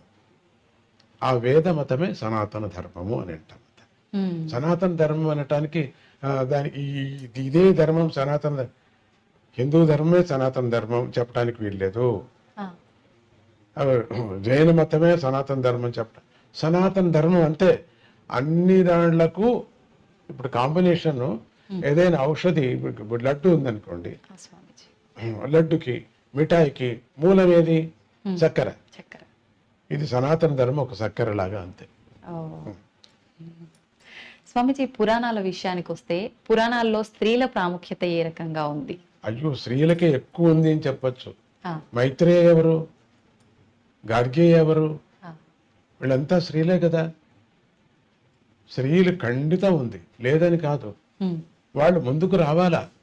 భయం, ముట్టకూడదు అనేది ఒక భయం వచ్చేసింది కాబట్టి దాని నుంచి దూరం అయిపోయి ఖండితం. అది వేద విచారం ఎందుకు కాకూడదు? చేసుకోవచ్చు, ధారాళంగా చేసుకోవచ్చు. స్వామిజీ, కర్మ అంటుంటారు. అంటే మనిషి యొక్క బుద్ధిని బట్టి కర్మ ఉంటుందా, లేదు అంటే కర్మను బట్టే మన బుద్ధి అనేది ఉంటుందంటారా స్వామిజీ? అది కర్మను బట్టే ఉంటుంది బుద్ధి. కర్మను అనుసరించుకోని వచ్చేటువంటిది బుద్ధి. బుద్ధిని అనుసరించుకోని పోదు. కర్మను ఎప్పుడు అనుసరించిందో బుద్ధి, అది సపరేట్ అయిపోతుంది. మళ్ళీ దానికి స్వతంత్రం వచ్చేస్తుంది. అప్పుడు బుద్ధిని బట్టి అని చెప్పచ్చు. కానీ మూలం మాత్రం కర్మను బట్టే వచ్చేటువంటిది. వాళ్ళ కర్మను బట్టే వస్తుంది బుద్ధి. వచ్చినప్పుడు ఏమవుతుంది? కర్మను వదిలేస్తాం. ఇప్పుడు ర్యాకెట్ పైన వెళుతూ ఉంటుంది, మాతృ ర్యాకెట్ కి కింద తట్టుకొని ఉంటాయి, అవన్నీ వదిలేసుకోవాలి, పోతాయి, దాంతో పోవు. ఇప్పుడు తాటి చెట్టు ఎక్కేవాడికి చెయ్యి ఉండేవరకు ఎక్కిస్తాం. ఎవరైతే మూలం అయితే ఇప్పుడు దీనికి ఎక్కించేవాడు మూలమా? ఎక్కేవాడు మూలం అవుతాడు. కానీ ఎక్కేవాడికి ఎంతవరకు ఈడు మూలం ఉంటేనే ఎక్కేది, లేకపోతే ఎక్కలేరు. సో దీనికి సంబంధం ఉంది. స్వామీజీ, మీ విషయానికి వస్తే భగవద్గీత గురించి మీరు చాలా ఉపదేశాలు చేశారు. కానీ ఈ మధ్య కాలంలోనే మీరు ఒక పుస్తకాన్ని కూడా రాయడం జరిగిందని, అది కంప్లీట్ అయిందని చెప్పి విన్నాను. ఆ పుస్తకం గురించి. అది నేను 2 వాక్యాల్లో, 3 వాక్యాల్లో, 5 వాక్యాల్లో నేను చెప్పలేను. అంత చాలా పెద్ద మహత్తరమైన విచారం. అందరూ చదవలసినటువంటి పుస్తకం అది. అందరూ చదవాలి. అది ఈ కరోనా సందర్భంలో అది రాయటం జరిగింది. ఒక విధంగా జనం దగ్గరికి రాకపోవటం, ఒకడే ఉండటం, పండితులతో, నేను ఒకడే రాయలేదు, పండితుల్ని దగ్గర పెట్టుకొని, కుప్పా కృష్ణమూర్తి గారు అని చెప్పేసి నాకు చాలా ఆప్త మిత్రుడు, ఆప్త పండితుడు, ఆయనతో చర్చించుకొని ఆయనతో చేయటం చాలా పెద్ద కార్యక్రమం అది. నాకు వాళ్ళ కృషి వాళ్ళకి చాలా పెద్దది అంటారు ఎప్పటికీ కూడా. వాళ్ళదే గొప్ప అని చెప్పుకుంటారు ఎప్పుడు, అంతే కదా. ఈ మధ్యలో అటువంటి పుస్తకం నేను చూడలేదు. అంత అద్భుతమైనటువంటి, ఒక్క పర్యం చదివితే చాలది. వేదాలు చదివినట్టు ఉంటుంది, ఉపనిషత్తులు చదివినట్టు ఉంటుంది. అది అందరికీ కావలసినటువంటి, రాజకీయ వ్యక్తులు కూడా కావలసినటువంటి పుస్తకం అది. అన్ని ఉదాహరణలు ఇంకెక్కడైనా ఏ సమస్య వచ్చినా ఆ పుస్తకం చదివితే చాలు, సమస్యలు పోతాయి. ఎన్సైక్లోపీడియా లాగా, అది ఆధ్యాత్మిక ఎన్సైక్లోపీడియా లాగా ఉంటుందమ్మ తల్లి. అది ఆ పుస్తకం మీకు ఒకటి ఇప్పిస్తాం, అది మీకు ఆవశ్యకంగా దాన్ని చూడాలి మీరు. స్వామీజీ, ఈ మధ్య కాలంలో చూస్తుంటే ప్రస్తుత సమాజంలో బంధాలకి ఎక్కువగా విలువ లేదేమో, తగ్గిపోయిందేమో అన్నట్టుగా అనిపిస్తోంది. ఎందుకంటారు స్వామీజీ? అంటే ఒక టైం లేకపోవటం ఒకటి, ఉమ్, చిన్న టైంలో కొన్ని సాధించాలా అనే ఒక ఆతృత జనానికి, అంటే ఐఏఎస్ రాయకనే ఐఏఎస్ అయిపోవాలా అనేది ఒక భావన, ఆన్లైన్లోనే అయిపోవాలా అనేది ఒక భావన. ఇది మనము వెయిటింగ్ అనేది మనలో లేదు, తగ్గిపోయింది. అది తగ్గిపోవడంతో బంధాలు కూడా తగ్గిపోతున్నాయి. సమయం, ఆ సమయానికి మనం కరెక్ట్గా దానికి విలువ ఇవ్వటం లేదు. ఆ సమయానికి ఎప్పుడు అంటే జీవనానికి, మన జీవితానికి ఎప్పుడు విలువ లేదో, ఇవ్వమో, బంధాలు కూడా తగ్గిపోతున్నాయి. ఎప్పుడు జీవితానికి విలువ ఇస్తామో బంధాలు పెరుగుతాయి, బాగుంటుంది. రెండవది, బంధాలు పెరగకపోవటం కారణం ఏమిటంటే దూరంగా వెళ్ళిపోతున్నాం, చదవటం, దూరం వెళ్ళిపోవటం. ఇంకా మళ్ళీ వాళ్ళెక్కడో మనం ఎక్కడో, పిల్లలు రాలేరు, మనం వెళ్ళలేము, ఆ చలికి మనం వెళ్ళలేము, వాళ్ళు ఇక్కడికి రారు, ఉద్యోగాలు పోతాయి. ఒక అమెరికానే కాదు, అన్ని దేశాలకు వెళ్ళినప్పుడు మాటికి రాలేము, మాటికి మనం వెళ్ళలేము. కాబట్టి దీంతో ఏమవుతుంది, అమ్మమ్మ, నాన్నమ్మ, బాపాయ్ ఇవన్నీ తగ్గిపోతున్నాయి, బంధాలు తగ్గిపోతున్నాయి. ఎప్పటికెప్పుడు ఇప్పుడు ఎక్కడెక్కడ ఎవరు మాత్రమే ఉన్నామో వాళ్ళు మాత్రమే బంధాలేమో అని చెప్పుకోవచ్చు. వాళ్ళందరూ స్నేహితుల్లాగా తయారైపోతున్నారు. ఎప్పుడో రావటం, మనకు అంత ప్రేమ పుట్టదు. పిల్లలు చూసినప్పుడు కూడా ముసలాళ్ళకి అంతగా పుడతావు, ఎందుకంటే దగ్గర పెరగలేదు కదా, వాళ్ళు అమ్మమ్మ దగ్గరికి పెరగలేదు. ఈ వాతావరణం చూసి చాలా ఆనందపడిపోతున్నారు, కానీ అమ్మమ్మ మీద పడటంలే. ఫెసిలిటీస్ చాలా ఆనందంగా ఉంది, అక్కడ పోతే అక్కడ ఆనందంగా ఉంది, ఇక్కడ పోతే వస్తువుల మీద ఆశ ఎక్కువ పెరిగిపోయింది, కాబట్టి బంధాలు తగ్గిపోతున్నాయి. అంటే చిన్నప్పటి నుంచే పిల్లలకి మనం ధర్మాన్ని ఆచరించడం కనుక నేర్పిస్తే అంతా మన సంస్కృతి సాంప్రదాయాల్ని, మన సంపదని మనం కాపాడుకునే వాళ్ళం అవుతా ఉంటారు. అందుకే కదా భగవద్గీతని పట్టుకున్నాం. ఆచరించడం అంటే ఏంటి స్వామీజీ? ఎలా ఆచరించాలి? ధర్మాన్ని ఆచరించడం అంటే ఏంటి? ఆచరించడం అంటే ఇప్పుడు స్వామీజీ ఏమి నేర్పిస్తున్నారో భగవద్గీత, దాన్ని నేర్చుకుంటే ఆచరించడం లెక్క. చెప్పవలసిన పని లేదు. భగవద్గీత చదువుతున్నాం, దాని అర్థం తెలుసుకుంటే అది ఆచరించడం, ధర్మం ఆచరించే పని అయిపోతుంది. అదంతకదే బంధాలు పెరుగుతాయి. అమ్మ అంటే ఎవరు, నాన్న అంటే ఎవరు చెప్పవలసిన పనే లేదు. అందుకని ఇండైరెక్ట్ గా నేను దీన్ని పట్టుకున్నాను అంతే. నేను డైరెక్ట్ గా ఇట్లా చెప్పండి, ఇట్లా చేయాలంటే ఎవరికి ఇష్టం లేదు. పోనీ ఇచ్చేయి అంటే దాంట్లో ఉంటుంది, అది పట్టుకుంది. అంటే మీరు అన్నట్టు ఏదైనా సూటిగా చెప్తే వినరు, వేరే విధంగా చెప్పాలి, అదే దాన్నే నేను పట్టుకున్నాను.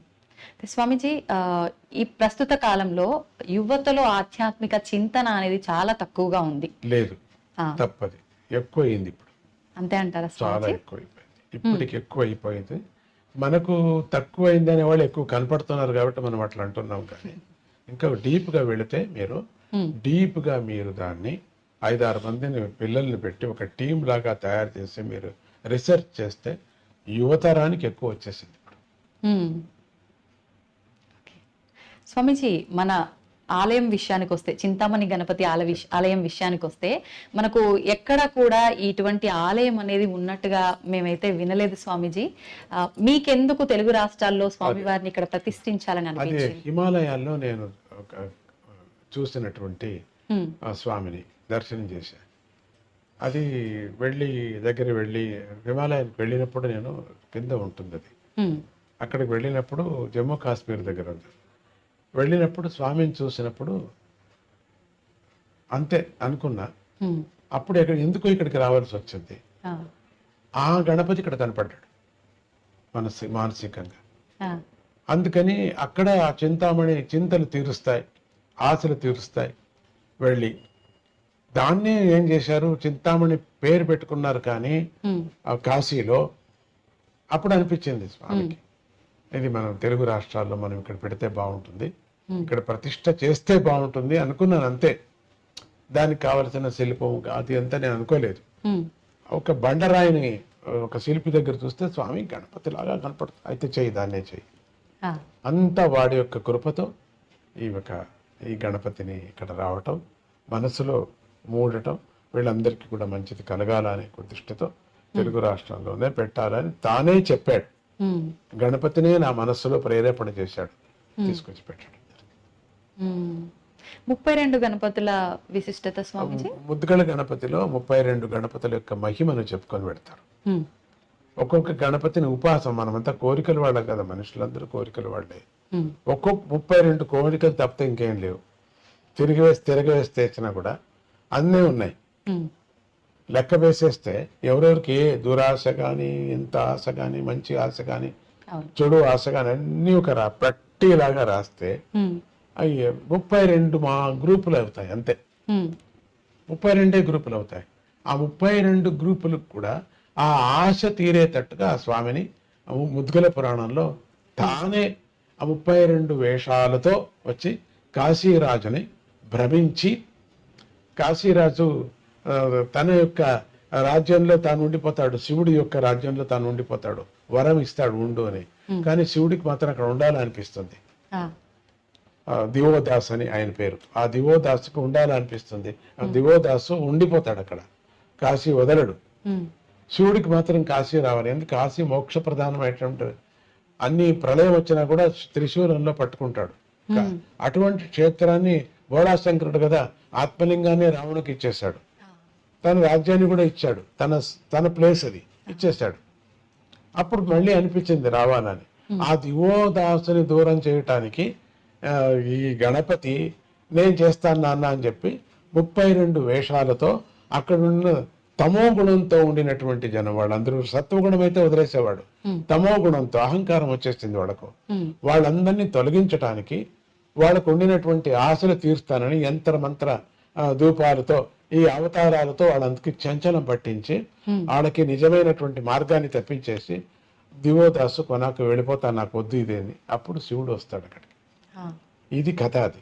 అందుకని 32 గణపతుల అవతారము వినాయకుడు చేసినటువంటి అవతారం.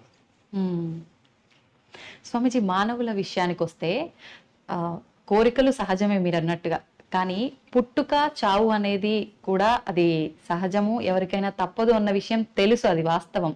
కానీ చావు అనగానే భయపడిపోతూ ఉంటారు. దీని గురించి ఏం చెప్తారు స్వామిజీ? ఎందుకంటే ఈ బంధం ఎక్కువ, దీని మీద ఆశ కదా, అందుకని ఈ ఆశను వదిలేసిపోతామే అని ఒక భయం, అందుకని అది ఈ సోఫా వదిలేసిపోతున్నాం, ఈ టీవీ వదిలేసిపోతున్నాం, ఈ గడియారం వదిలేసిపోతున్నాం, ఈ ఫోన్ వదిలేసిపోతున్నాం అని ఒక బెంగ, ఇవన్నీ వదిలేసిపోతాం. అందుకని భయం, చావు అంటే భయం. రెండోది, చచ్చేవాడిని అడిగితే బాగుంటుంది, కానీ వాడు వచ్చి చెప్పడు కదా. వచ్చిందా యముడు కనపడతారు, వాడుకు దూతలు కనపడతారు, అందుకని భయం. చనిపోవడానికి స్వామిజీ ఆ క్షణంలో కనపడతారు కాబట్టి భయం. ప్రాణ ప్రయాణ భవభీతి సమాకులస్య దీనస్య కృపయా తవ ఆగతస్య. అది అప్పుడు ప్రయాణం అయ్యేటప్పుడు, ప్రాణ ప్రయాణం అయ్యేటప్పుడు భీతి ఎక్కువ ఉంటుంది. అందుకని మామూలుగా కొంతమందికి ప్రాణము 9 ద్వారాలు ఎక్కడ పోతుందో తెలియదు, పటక్కన పోతుంది. జ్ఞానులకు మాత్రం ఇక్కడ పోతుంది, పోకపోయినా పగలు కొడతారు, కపాలంలో పోవాలా అని చెప్పేసి పగలు కొడతారు. కాబట్టి అప్పుడు అందరికీ కూడా ఈ ప్రపంచం మీద ఎక్కువ ఆశ ఉంది కాబట్టి దీన్ని వదలకోకుండా, బంధువుల మీద ఆశ ఉండదు, థింగ్స్ మీద, డబ్బు మీద ఫస్ట్. బంధువుల మీద ఓన్లీ 1% ఆర్ 2% అంతే. మిగతాదంతా 99 భాగాలంతా థింగ్స్ మీద, తిండి మీద, ఇవన్నీ వదిలేస్తున్నామని భయం. అవును స్వామిజీ, భక్తి అంటుంటారు. నిజంగా భగవంతుడి విషయంలో చూపించే భక్తి ఏ రకంగా ఉండాలి స్వామిజీ? భక్తి అంటే సమర్పణ భావం. రెండవ థాట్స్ లేనటువంటిది, నమ్మకం. ఇప్పుడు బస్సు నడుపుతున్నాడు, ఏ నమ్మకం మీద మీరు కూర్చున్నారు? పడవ నడుపుతున్నారు, ఏ నమ్మకం మీద మీరు కూర్చున్నారు? నమ్మకం. యాక్సిడెంట్ చేయొచ్చు వేరే విచారంగా, అది వేరే. అంత నమ్మకము నీకు. ఒక డ్రైవర్ మీద 45 మంది ప్రాణం ఎట్లా నమ్ముకున్నారో అన్ని పోతాయి. ఇప్పుడు యాక్సిడెంట్ ఏం కాదు కదా, ఏదో సందర్భానుసారంగా ఎట్లా నమ్ముకున్నామో ఆ నమ్మకమే భక్తి. అటువంటి భక్తిని పరమాత్మ మీద పెట్టాలి. ఎవరు తెలియనటువంటి ముక్కు ముసలి తెలియనటువంటి వాడికి 40 రూపాయలు ఇచ్చి చార్జ్ తీసుకుని వాడిని నమ్ముకొని కూర్చుంటావే, భగవంతుడి మీద ఎందుకు నమ్మకూడదు ఉంటుంది. ఇది పెద్ద ప్రయాణం మంది. బస్సు ప్రయాణం 2 గంటలు 4 గంటలు 5 గంటలు. ఈ మన ప్రయాణం, మనిషి ప్రయాణం జీవమాన పర్యంతరము. మనం నడిపేటువంటి డ్రైవర్ ఎవరు? భగవంతుడు. వాడిని నమ్మటమే భక్తి. స్వామీజీ, మనం ఒక మానవ జన్మ తీసుకున్నాము అని అంటే అసలు ఈ బంధాలు, బంధుత్వాలు, కోరికలు వీటిలోనే కొట్టుమిట్టాడుతున్నాం. నిజంగా ఇవన్నీ లేకుండా మోక్షం పొందడం, భగవంతుల్లో ఐక్యం అవడం కోసమే మానవ జన్మ తీసుకున్నాం అంటారు. ఏంటి స్వామీజీ అది నిజమైన? అదేం లేదు, ఇది నేను అనుభవించాను. ఎందుకంటే ముందుగానే ప్రశ్న అడిగారు, బుద్ధికా కర్మ, కర్మకా బుద్ధి. ఆ కర్మ ఉంది కదా, పోదు కదా. అందుకని దీన్ని అనుభవించటానికే మనం పుట్టాం. కర్మ బంధనం అనుభవించటానికి పుట్టాం. ఈ కోరిక, అందుకని ఈ కోరికలు వస్తాయి, ఒకదానికోటి పేర్కొని పోతున్నాయి కానీ వదిలించుకోవటం లేదు. అందుకని అన్ని కోరికలు వదిలేసి నువ్వు పరమాత్మ స్మరణ చేయ పెద్దలు చెప్పడం కారణం అదే. ప్రతినిత్యం ఒక కోరిక, ప్రతినిత్యం ఒక కోరిక, కొత్త కొత్త కోరిక. పాతవి మర్చిపోతున్నాం, కొత్తది కోరుతున్నాం. కానీ భగవంతుడు అట్లా కాదు, పాతది కూడా నెరవేరుస్తాడు. పాతది నెరవేర్చే పాతది నెరవేర్చాలని మళ్ళీ జన్మని ఎత్తాలి కదా. భగవంతుడు మాట అబద్ధం కాకూడదు కదా. నువ్వు అడిగావు కదా 3 రోజుల కిందట, కానీ చాలా కోర్టులో హీరింగ్ ఉంది, చాలా రోజులు అవుతాయి పట్టింది, ఇప్పుడు తీర్మానం అయింది, ఇప్పుడు నువ్వు అనుభవించు, నువ్వు లేవే, ఎత్తు జన్మ నెక్స్ట్ అనుభవించు. అందుకని కోరికలే కోరకూడదు అనటం కారణం ఇదే. ఎత్తటం, జన్మ ఎత్తటం. ఎలా సాధ్యపడుతుంది స్వామీజీ కోరికలు లేని స్థితి రావటం అనేది? అందుకనే కాదు, స్థితి పడదు కాబట్టి మళ్ళీ జన్మలు ఎత్తుతూ ఉన్నాం. ఆ స్థితి రాదు. స్థితి రావాలంటే బలంగా మనం సద్గురువు నమ్ముకోవాలా, చెప్పినట్టు వినాలా. 10 కోరికలు ఒక కోరికైనా తీరని 9 కొట్టేస్తూ రావాలంతే. ఆ స్థితి రావటం అంటే మోక్షం పొందడమేనా స్వామీజీ? లేదు లేదు, మోక్షం ఆనందాన్ని పొందడం. మోక్షం అంటే ఆనందం కదా, ఆనందాన్ని పొందడం. మీరు అది కావాలి ఇది కావాలంటే అయ్యలేదు. కోరికలు తీరాలా, హ్యాపీగానే ఉండాలా, అక్కడ కూడా హ్యాపీగా ఉండాలంటే వీలు లేదు. మనం చేసింది అక్కడ ఉంటుంది. అంటే మనం ఒక మనిషిగా ఉండి ఈ కోరికలు తీర్చుకుంటూ మళ్ళీ జన్మ రాకుండా ఉండాలి అని అంటే ఒక వ్యక్తి చేయాల్సిన కార్యం ఏంటి? అదే గురువుని ఆశ్రయించాలా, గురువు చెప్పినట్టు వేదాంత వాక్యాన్ని వినాలా, ప్రాక్టీస్ చేయాలి. గృహస్థుడుగా ఏం చేయాలో ఆ ధర్మాన్ని చేయాలి. అంత మాత్రమే పాపం అది, అంత మాత్రం, దాంట్లో కూడా పాపం ఉంది, అంత మాత్రమే పాప పుణ్యాలు. అంత మాత్రంతోనే తృప్తిగా ఉండాలా. అది జీవనంతో శాంతిగా సమదృష్టితో ఉండాలా. ఊహపోహలు ఉండకూడదు. ఊహపోహలు ఒకరోజు నిజమైపోతాయి. అందుకని ఊహపోహలు కూడా ఉంటే బాగుండు, ఒకరోజు అయిపోతావు. ఊహలు కూడా లేదు. పరమాత్మనే భజిస్తూ ఉండాలి, అదే ఊహ. భగవంతుడిలో చేరాలి. అది మంచి మంచి కథలు, మంచి మంచి విచారాలు వింటూ ఉంటే దాంట్లో విహరిస్తూ ఉంటాయి. రేపు పొద్దున్న నీకు అదే కళ కనపడుతూ ఉంటుంది. మీరు పరీక్ష చేసి చూడండి మరి కావాలంటే. అదే ఊహలో ఉంటే ఇదే కనపడుతుంది మనకు. మళ్ళీ అదే కావాలి, మనకు అదే కావాలి, ఇట్లే ఉండాలి, అట్లే ఉండాలి అనిపిస్తుంది. ఈ ప్రపంచంలోనే ఉంటూ మోక్షం కావాలంటే ఎట్లా అవుతుంది? ఇంపాసిబుల్. అంటే ఖచ్చితంగా మనం జన్మ తీసుకుంటూనే ఉంటాం కానీ అదైతే సాధ్యపడదు. కోరికలు కోరుతున్నాం కాబట్టి. అవును, కోరికలు లేకుండా ఉండాలి మనం, అప్పుడు జన్మ తగ్గుతుంది. ఒకే రోజు తగ్గదు, ఒకటోటిగా పోతూ తగ్గిపోతుంది. స్వామీజీ, మనం చేసే కర్మను బట్టే మనకు జీవితం ఉంటుంది కదా మీరు అన్నట్టుగానే. ఇప్పుడు కానీ కొంతమంది చెప్తూ ఉంటారు స్వర్గం నరకం ఉంటుంది, మనం ఖచ్చితంగా దానికి సంబంధించి ఆ మూల్యాన్ని చెల్లించుకోవాల్సి ఉంటుంది అని చెప్పి. నిజంగా అవన్నీ నమ్మొచ్చు అంటారా? ఖండిత. ఇప్పుడు ఎందుకు నమ్ముతారైతే? కోర్టు కచేరీ ఉంది కదా ఇప్పుడు, ఎందుకు నమ్మాలి మనం? ఎవరు చేశారు ఇది? మనవాళ్ళు చేశారు కదా. ఎవరు మీరు? మనుషులే కదా. ఎవరు సంవిధానం చేసుకున్నారు? మనుషులే కదా. ఎవరు ఈ తీర్మానం చేశారు మంచిది చెడ్డదని? మనుషులే కదా. అట్లానే మంచిది చెడ్డది చేసిన వాళ్ళు ఆ దేవతలు మనకు చేశారు కాబట్టి ఇక్కడ నువ్వు తప్పించుకోవచ్చు, చాలా కష్టపడి తప్పించుకోవచ్చు. ఈరోజు ఏదేదో అందరిని చంపిన వాళ్ళంతా హాయిగా తిరుగుతున్నారు, తప్పించుకున్నట్టే కదా లెక్క వాళ్ళు. అయితే పరమాత్ముడి దృష్టిలో తప్పించుకోరు వాళ్ళు. వాళ్ళు అక్కడ ఉంది, అక్కడ అనుభవించక తప్పదు. స్వామీజీ, భగవంతుడికి సేవ చేయడంతో సమానమైనది మానవ సేవే అని అంటుంటారు. నిజంగా మానవుడికి సేవ చేసుకుంటే భగవంతుడికి సేవ ఖండితం. ఒకటి చేసినట్టు. నొప్పి పడిన వాటికి నీడీ పర్సన్కి అన్నం పెట్టడం మంచిదే కదా, ఒక కుక్కకి అన్నం పెట్టడం కూడా మంచిదే కదా. అది అన్ని దానిలోనూ పరమాత్మని చూడు అనే భావన ఎవరికి వచ్చిందో వాళ్ళు మానవ సేవ చేస్తున్నారు. భగవంతుని కూడా అట్లే చూస్తున్నారు. వాళ్ళు మానవుల్లాగానే చూడటం లేదు, మానవుల్లో ఉండిన బాధ చూస్తున్నారు, మానవుల్లో ఉండిన ఆకలి చూస్తున్నారు. దానికి మనం సేవ చేస్తున్నాం. కాబట్టి పరమాత్ముడిని అన్ని జీవుల్లోనూ ప్రత్యక్షంగా అనుభవించి భోంచేసేవాడు. అబ్బా ఎంత బాగుంది, మనం ఏమిచ్చినా చాలు అనుభవిస్తున్నాడు. కాబట్టి పరమాత్ముడిని మానవుల్లోనే చూసుకో, మాధవ సేవ అన్నారు.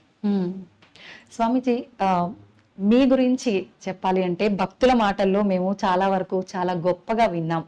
నిజంగా ఇప్పుడు ఈ తరం వాళ్ళు ఒక 30-40 సంవత్సరాలు పైబడినాయంటేనే వారి నిత్య జీవితంలో చేసుకోవాల్సిన విధానాలు, ఆ పనులే సరిగ్గా చేసుకోలేకపోతూ ఉంటారు, ఇబ్బంది పడుతుంటారు.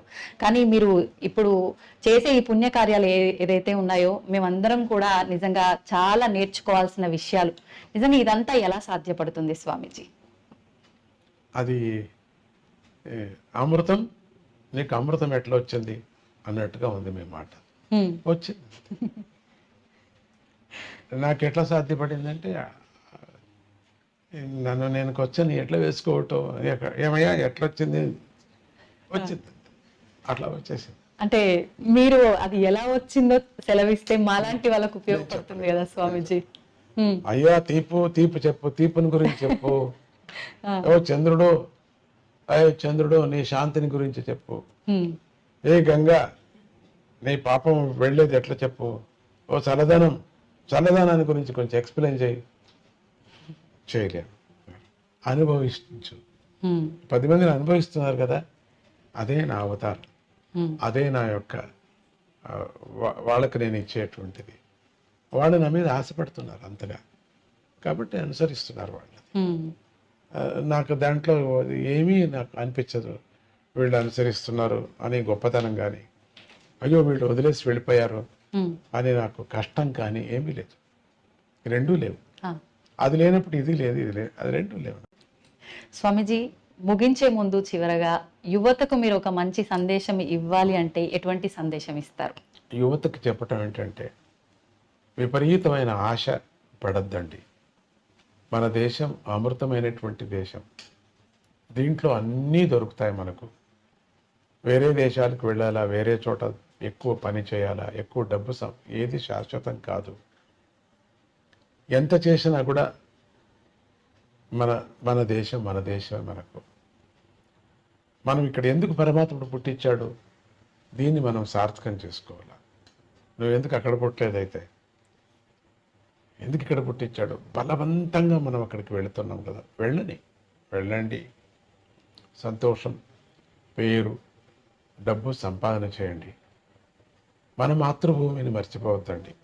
యువకులందరికీ నేను చెప్పేది, ఒకవేళ రావటానికి వీల్లేదు అన్నప్పుడు కూడా మాతృభూమిలో జరిగేటువంటి కొన్ని మంచి పనులు బీద వాళ్ళకి సహాయం చేయండి. యువతరానికి చెప్తున్నా నేను, సహాయం చేయండి. రెండోది, ఇక్కడ ఉండేటువంటి యువతులు కూడా ఒక ఆశపడి నేను చేయలేదే, నాకు రాలేదే అని దుఃఖంతో బతకద్దండి. సంతోషంతో ఉండండి. వచ్చినటువంటి ప్రాప్తి మీకేముందో దాంతో ఫిక్స్ అయిపోండి. ఊహాపోహలతో సకారాత్మకమైన జీవితాన్ని మనం జీవించాలి, కానీ ఊహాపోహలతో మనసు చెడుపుకొని జీవితాన్ని మనం పాడు చేసుకోకూడదు. సకారాత్మకమైనటువంటి ఏ జీవితం ఉందో సక్రమంగా మనం ఉండటానికి మనం ప్రయత్నం చేయాలి. అని చేస్తూ నేను చెప్పను, గురువులకి, దేవుళ్ళకి, తల్లులకి అందరికీ నమస్కారం చేస్తూ ఎప్పుడు ఉండమని నేను చెప్పను కూడా.